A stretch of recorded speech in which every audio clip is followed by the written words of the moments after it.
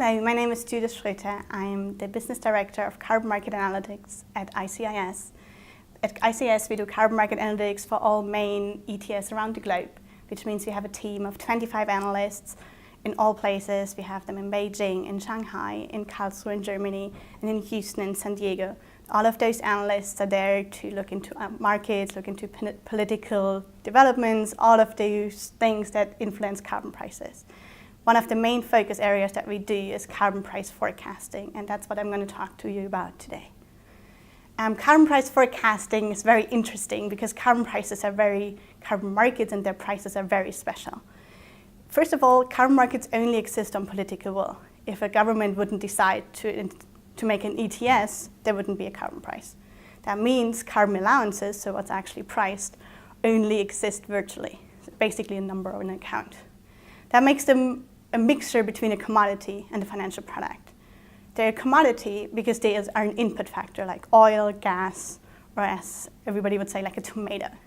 But on the other hand, they're a financial product because they don't have any storage cost, they don't have any transportation cost, and they actually don't go bad. So a carbon allowance is always going to be worth 1 ton of CO2.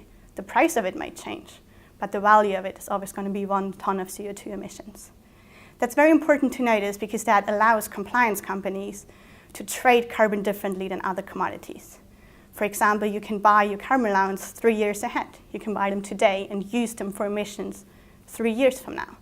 Or you can actually buy them significantly later than your emissions occur. So you can actually decide, well, I had emissions today, but I only need them for compliance in 3 years from now, for example, in the Californian system. So there can be a long distance between the time you actually emit your carbon and the time you buy the carbon allowances. You can buy them ahead because they don't go bad. You can buy them 2-3 years ahead and leave them on your account before you actually emit the carbon. People do that, companies would do that for risk assessment or risk management, so they would know the moment they buy at which price they bought.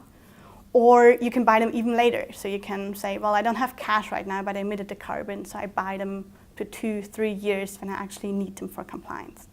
This timing difference needs to be taken into account when forecasting carbon prices. So going into how to actually forecast carbon prices, you need to take into account 3 factors. First, supply.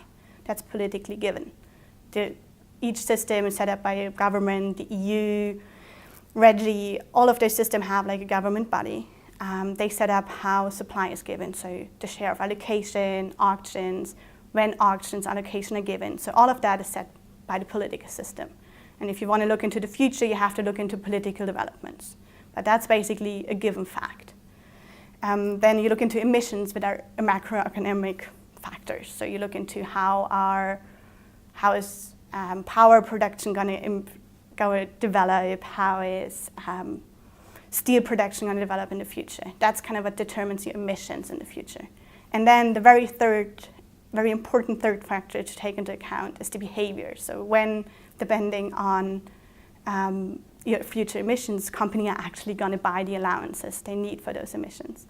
And we've seen in very different systems how this behavior can actually impact carbon prices very heavily. For example, imagine California last year. Fundamentally nothing changed. Prices crashed anyways. That's a very good reason for people changing their behavior, or a very good way of looking that people change their behaviors in the market. Why is that important? That's probably the most important question. Why is it important to actually forecast carbon prices? As a compliance company, there's 2 reasons you need forecasting. First of all, in the short term, if you trade every single day, you want a good indicator of prices are developing that day. So it's a short-term thing. In the midterm, it's important for compliance. So you need to decide when you're buying your compliance obligation. If you buy them this quarter or the next quarter, if you have a good price forecast, can make you a lot of millions if you buy at the right moment. And in the long term, it's even more important because you need to understand your long-term exposure to the market. So you need to understand if it makes sense to actually reduce the emissions, to do abatement projects, because depending on the political system, prices might actually rise really badly. So you want to be prepared for that. That's why you need carbon price forecasts. And carbon price forecasts are only full and complete if you actually incorporate the behavior to it.